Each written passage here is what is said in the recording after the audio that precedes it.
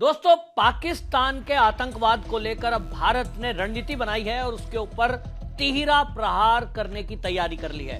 एक तरफ जहां सिंधु जल परियोजना को रद्द करके मोदी सरकार ने अब यह तय कर दिया कि एक भी बूंद अब भारत की नदियों का पानी पाकिस्तान में नहीं जाने देंगे।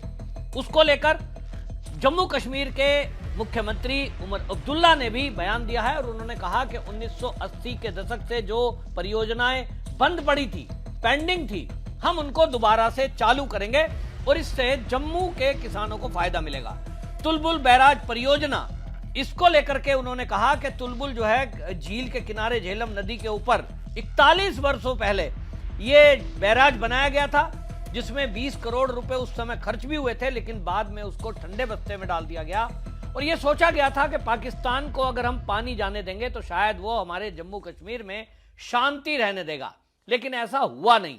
और जब हुआ नहीं और पाकिस्तान ने आतंकवादी भेजते रहे, उसको बंद नहीं किया, तो भारत ने अब यह तय कर दिया है कि तुलबुल पर यह डैम बनाने की जो शुरुआत हुई थी 1984 में, अब इसको पूरा किया जाएगा और इसमें वाटर कॉरिडोर जो 100 किलोमीटर का बनाने की बात हुई थी, अब इसको पूरा किया जाएगा।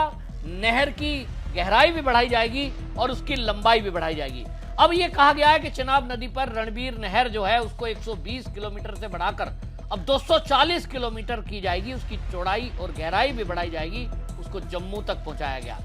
और जम्मू तक पहुंचाया जाएगा तो जम्मू के किसानों को फायदा होगा और इससे जम्मू के किसानों में काफी खुशी भी है। सब लोग कह रहे हैं कि ये तो पहले ही हो जाना चाहिए था।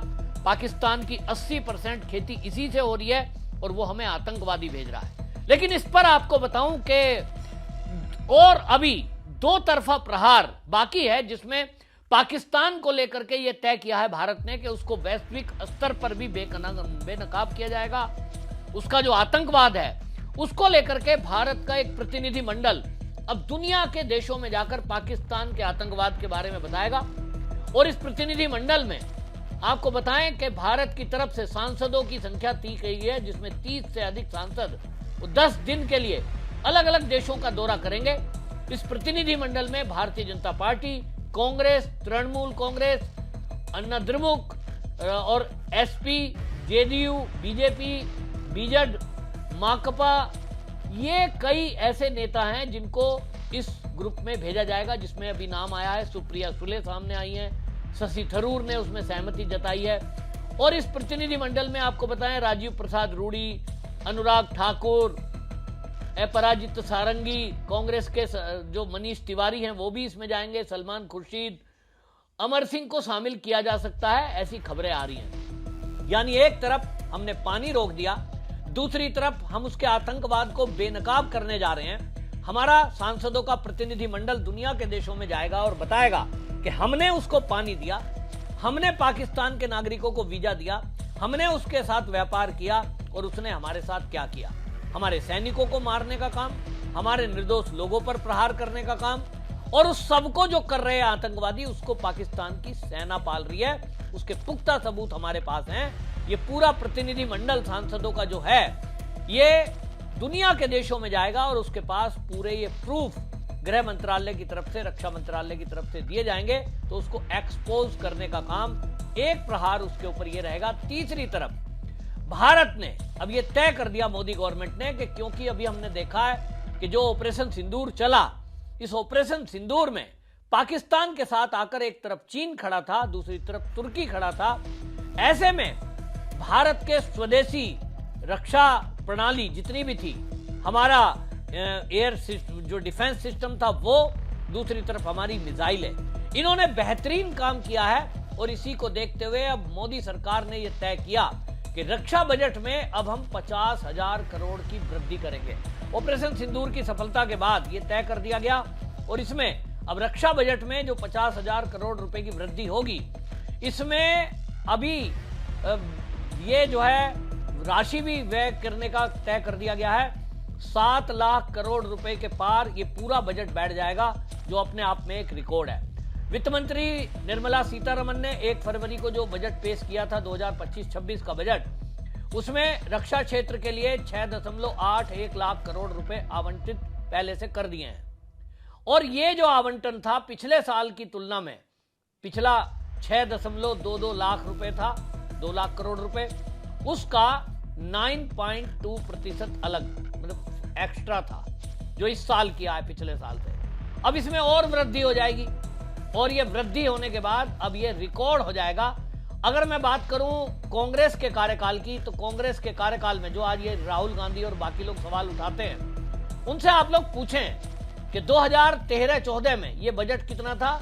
मात्र लगभग 2.5 लाख करोड़ रुपए का था। कहां 2.5 लाख करोड़ रुपए का रक्षा बजट था, और आज मोदी सरकार की अगर मैं बात करूं तो इसको 6.5 लाख करोड़ का बढ़ा दिया गया है, 6.5 लाख करोड़ कर दिया गया है। ये कुल बजट का 13% है। 13% कुल बजट का अब रक्षा बजट पर खर्च किया जाएगा, क्योंकि हमें समझ में आ चुका है कि हमारे पास जब अच्छे हथियार होंगे, राफेल के बीड़े के साथ साथ हमारे पास बढ़िया एयर डिफेंस सिस्टम होंगे, हमारे देश के ही सही, लेकिन हम दुनिया के बेहतरीन हथियार खरीदेंगे और उसके लिए पैसा चाहिए। तो एक तरफ हमने पानी रोका, उसको ये दिखा दिया कि आप कह रहे थे कि अगर हमारा पानी रोका तो एक्ट ऑफ वॉर होगा, तो ठीक है हमने रोक दिया। और दूसरी तरफ हम अब तुमको एक्सपोज करने वाले हैं कि दुनिया के देश जो आपके साथ खड़े हैं, जिसमें आजकल अमेरिका भी खड़ा दिखाई दे रहा है, चाहे उसमें हमें चीन खड़ा दिखाई दे रहा है, अब इनको ये एक्सपोज करना है कि देखिए किस तरह से हमारा ऑपरेशन सिंदूर चल रहा था, हम आतंकवाद के विरुद्ध लड़ रहे थे, और ऐसे में $1 बिलियन जो उसको मदद दी गई पाकिस्तान को IMF के द्वारा, वो ऐसे टाइम पे दी गई जो वो टोटली आतंकवाद को पालने का काम कर रहा है। उसका सारा पैसा कहां खर्च हो रहा है? जो आतंकी ठिकानों पर भारत के सेना ने जो मिसाइलें गिराकर उसको नष्ट किया है, पाकिस्तान सरकार फिर से उनको मेंटेनेंस का पैसा दे रही है। क्लियर हो गया ना कि उसको तो आतंकवाद को पालना है। तो भारत दुनिया में इसको एक्सपोज करेगा, और इसके लिए जो प्रतिनिधिमंडल जाएगा, अब इसका असर कितना होगा ये तो समय बताएगा, लेकिन हम अपना पक्ष रखने जा रहे हैं। और दुनिया की ये जो महाशक्तियां हैं, जो अमेरिका का डोनाल्ड ट्रंप है, ये जब डोनाल्ड ट्रंप पहले टर्म में राष्ट्रपति बने थे तब तो ये कहते थे, और इसी बार भी, दूसरी बार भी बनने के पहले, हमारी लड़ाई आतंक के विरुद्ध रहेगी। आज वो आतंकवादियों को गले लगा रहे हैं, आज वो ऐसे देशों से मित्रता कर रहे हैं जिनके प्रमुख जो है आतंकवादी बने हुए हैं। और इस तरह से सीरिया जैसे देश में उनकी दोस्ती और इन्वेस्टमेंट हो रहा है। तो ये भारत को और दुनिया को समझ में आने की जरूरत है कि ये जो दुनिया के चौधरी बने हुए हैं डोनाल्ड ट्रंप जैसे लोग, इनको केवल अपने हित देखने हैं और इनको हर उस देश को नीचे करना है जो इनको लग रहा है कि वो उभरती हुई आर्थिक स्थिति है, जो उभरता हुआ सितारा है। भारत उसी में से एक है। तो अमेरिका की आज आप चाल देखिए, आज आप उसके ढाल देखिए, उन्होंने अपने रवैये में परिवर्तन किया है और सीरिया जैसे दोस्त बना रहे हैं। वो सीरिया से दोस्ती कर रहे हैं। तो अब ऐसे में हमें हमारी रक्षा प्रणाली को ठीक करना होगा, अपने फैसले हमें खुद करने होंगे। और इसलिए मोदी जी ने डोनाल्ड ट्रंप को भी दो टूक कह दिया कि भाई हमारे फैसले हम खुद करेंगे। लेकिन भारत ने जो ये पानी रोका है, इस पर आपको बताएं महबूबा मुफ्ती को दिक्कत है। और महबूबा मुफ्ती पाकिस्तान वालों की बात कह रही है देखिए जी, पानी जैसी चीज को हथियार बनाना न केवल अमानवीय है, बल्कि द्विपक्षीय मामलों को अंतर्राष्ट्रीय बनाने का जोखिम पैदा करता है। मतलब महबूबा मुफ्ती को पाकिस्तान के लोगों से कितना प्यार है कि वो हमें धमकी भी दे रही हैं कि ये जो है जोखिम भरा है। दूसरा वो जो है ऐसे में वो तनाव की बात कर रही हैं। एक्स पर उन्होंने पोस्ट लिखी है महबूबा मुफ्ती ने, वो लिखती हैं भारत और पाकिस्तान के बीच चल रहे तनाव के बीच जम्मू और कश्मीर के मुख्यमंत्री उमर अब्दुल्ला को तुलबुल नेविगेशन प्रोजेक्ट को पुनर्जीवित करने वाला बयान बेहद दुर्भाग्यपूर्ण है। अब आप सोचिए, एक मुख्यमंत्री कह रहा है कि हम अपने लोगों को पानी देने का व्यवस्था करेंगे, और वो हमारे समझौते में भी था। 20% भी पानी हम रोक नहीं पा रहे थे, और इसलिए वो कह रही है कि साहब ये दुर्भाग्यपूर्ण है।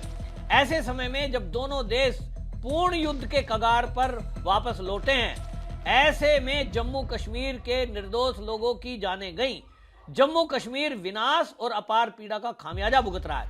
ऐसे बयान न केवल गैर जिम्मेदारान है, बल्कि खतरनाक रूप से भड़काऊ भी है।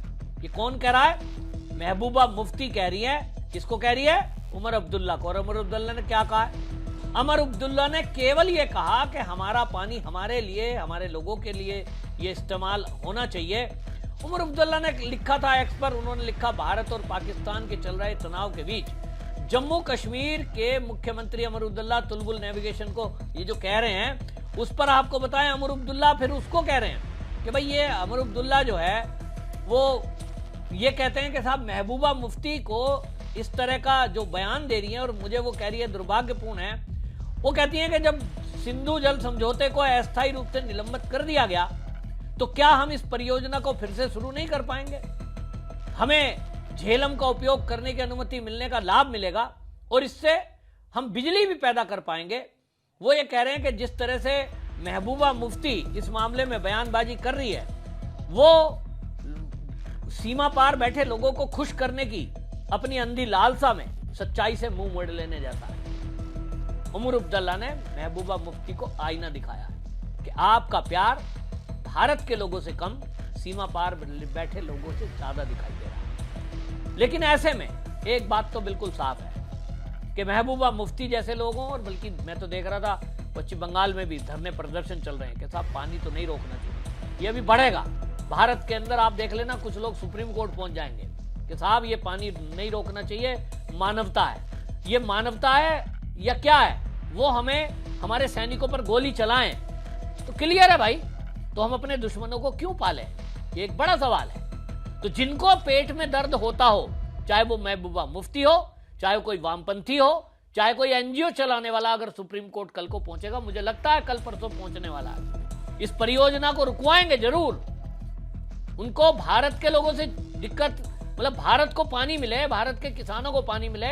मैं तो कहता हूं किसान नेताओं को इस पर आगे आना चाहिए कि भाई बोले कि भाई हमारी परियोजना जो कांग्रेस के कार्यकाल में तुष्टीकरण के कारण पाकिस्तान का पानी नहीं रोका गया, अपने डैम नहीं बनाए गए, बिजली घर नहीं बनाए गए, बल्कि घोटाले कर दिए गए। अब आज की सरकार, अगर आज जम्मू कश्मीर की सरकार और केंद्र की सरकार मिलकर के इस तरह से अब ये अपने बैराज और इनको पूरा कर रही है, रणवीर नहर को बनाएंगी, सलाल और बगलिहार विद्युत परियोजना को ठीक कर रहे हैं, तो इसमें दिक्कत क्या है? लेकिन कुछ लोगों को दिक्कत है। तो जिन लोगों को दिक्कत है उन्हें कहना, अब तो कहना चाहिए कि इसमें मैं तो कह रहा हूं केंद्र सरकार को एक कानून बना देना चाहिए कि जो भी पाकिस्तान की भाषा बोले भाई उसे कहो कि आप जो है पाकिस्तान चले जाओ और देश में उनको रहने का कोई अधिकार नहीं है। आपकी इस पर क्या राय है? कमेंट में जरूर लिखिए, वीडियो को शेयर जरूर करिए। वंदे मातरम।